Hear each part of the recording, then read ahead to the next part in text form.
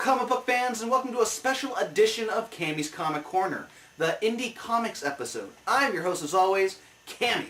Now, I'm very excited about this episode because I've been wanting to do an episode like this for the longest time, and maybe if it's successful and more creators are interested, I can make this a monthly thing. So anyway, I put a message out on all these message boards that I go to, asking if any independent comic book creators wanted their stuff reviewed to go ahead and send a PDF or a hard copy my way. Turns out a lot of people did. So now comes the fun part, is giving my review on each of the comics. So let's get this ball rolling and get started with the first person to contact me, Mr. David Leto.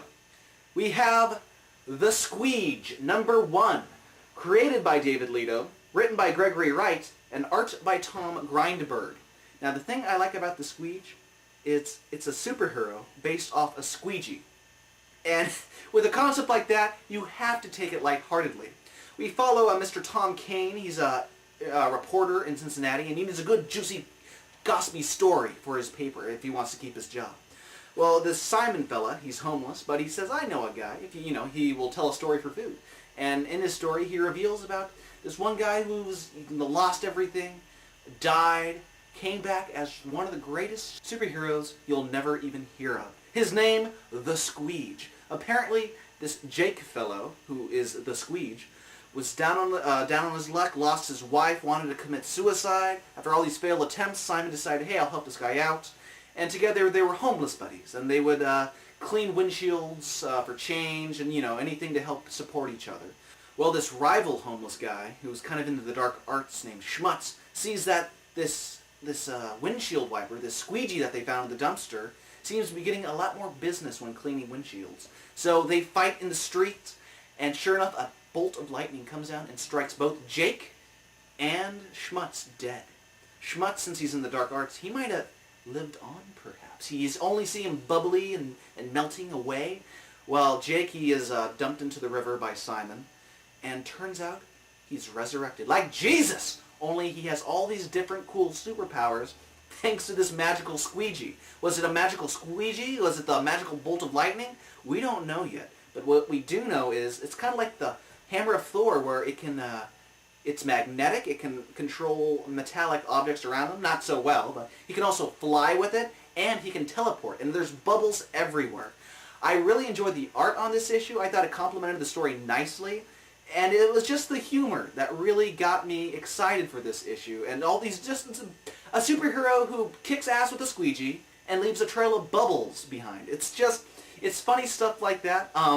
According to this creator, David Leto, issue 2 will be out in the summer. But if you want more squeege goodness, go to www.thesqueege.com. And from there you can check out the webcomic of The Squeege. You can check out cool merchandise, and even get the first issue at Indie Planet, going for $3.50. And it's 24 pages, black and white, and if you ask me, it's a bargain, people. So if you want a cool, different superhero, I would highly recommend The Squeege. Next up for review is Cold War #1. Now, Cold War is written and drawn by Adam Masterman.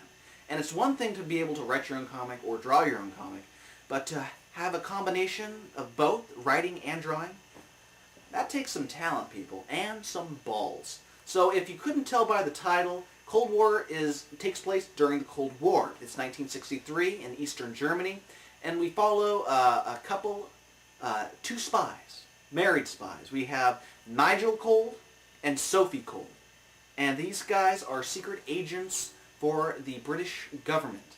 And what they are doing is are foiling a plot by the Soviets. Something's up with those pesky Russians. It's always either the Nazis or the Russians. Both of them we just can't seem to trust nowadays. But what we don't know in this world is it's different. As in, trolls, fairies, mermaid, and mermen exist. And that's one of the things I like about these kind of stories. Is yes, it takes place back in history at some point. But there's little twists. They have a little more of a fantasy element. So the Russians are trying to get some allies. The U.S. are trying to get allies. And it's just, they're sending diplomats underwater to the kingdom of Tritus to try to talk and give promises like, if you join our side, Your Majesty, or if you join our side. Meanwhile, Mr. Nigel Cold is after a troll who has some really classified information from a British intelligence dossier. So it's his mission to make sure that dossier gets back. What I really liked about this issue was it had a Queen and Country meets Fables vibe to it, where you had the Cold War going on and you have all these different fantasy elements that you wouldn't really normally see in these kind of historical books. People might think this might be historically inaccurate, but that's not the case for this book. I really enjoyed it, and if you want more information on Cold War, go to www.coldwarcomics.blogspot.com, and from there you can see sketches for the second upcoming issue, and also, if you're going to Wizard World Philly this summer in June, you can meet Adam Masterman there. He's going to have sketches up, he's going to have Cold War issue number 1 ready to purchase, and 24 pages for $3. That's great. Black and white, it doesn't matter. It's an amazing comic. I really enjoyed it. I recommend that you all go out and enjoy it as well. And finally up for review is Titanium Rain number 1. Now, Titanium Rain comes from Archaea Press, and it's written by Josh Finney and drawn by Josh Finney and Kat Roca. And the year is 2031. It's a bleak, dark future, and China has a little civil war that, starts off small, and then ends in a global catastrophe. Everyone from all over is fighting in China now. It's the U.S. and NATO and the EU all trying to keep the China situation maintained. So ground troops have to be sent in, and we follow this one squad in the beginning as they come under attack, and they need to get the hell out of there. They need to be evacuated immediately. They need air support. And the thing that's air support in the future are the F-35X Hellcat fighter jets. And what these bad boys do is just far superior to any of the vehicles we have today. Obviously, because it's in the future. But the pilots, we follow this one guy in particular, Alex Killen, as he goes through the Prometheus Initiative, where nanobites are injected into their bodies. And when flying these planes, you need to have a little bit more heightened senses. And this is what the nanobites do. They help the body cooperate with the jet a little bit more. So, if you look at their eyes, they're like little computer screens. They're checking out everything. It's pretty cool. Pretty cool concept that man and machine are one and helping each other out to make better for the future. But what the humans can do that the robots can't do is actually pull the trigger. So that's what makes it cool. We follow this one pilot, Alex Killen, as he goes into China to help with the air support. Him and his partner are flying around in their jets, and suddenly they're ambushed. First of all, they took care of and made sure that the ground forces got out, but then a couple of the Chinese Type 7 Dracos, which are kind of like the 5th generation MiG fighter jets, come and hone in on their tail. He loses his partner, and then they're on his ass, and he's trying to outrun rockets. And it gets really intense, and it makes you go, what's going to happen next? Well, turns out you'll find out in August, because that's when it's solicited. It's right now currently in June previews, and if you want more information, you can go to www.glitchwork.com/titanium, or you can go to archaeastudiopress.com for more information. It's going to be in like a prestige 54-page format, just for $4.50. And believe me, if you look at the art in this issue, it is totally worth your money.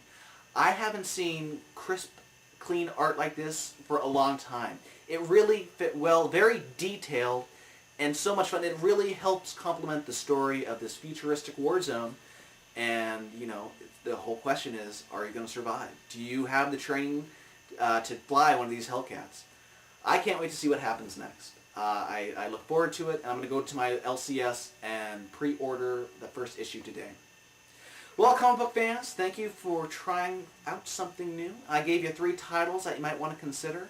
And if you want more information on any of these titles, you can go to the forum or go to the website www.cammyscomiccorner.com, where I'll have a little write-up for each and more information if you decide that you want to check these out and pursue them.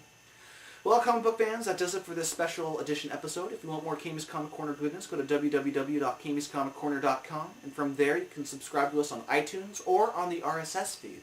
So do yourself a favor and forget DC, Image, or Marvel for the month, and go check out some independent titles. I gave you 3 that you should check out, So hop to it, people. Godspeed. I've been your host, Cammy. This has been Cammy's Comic Corner. Au revoir.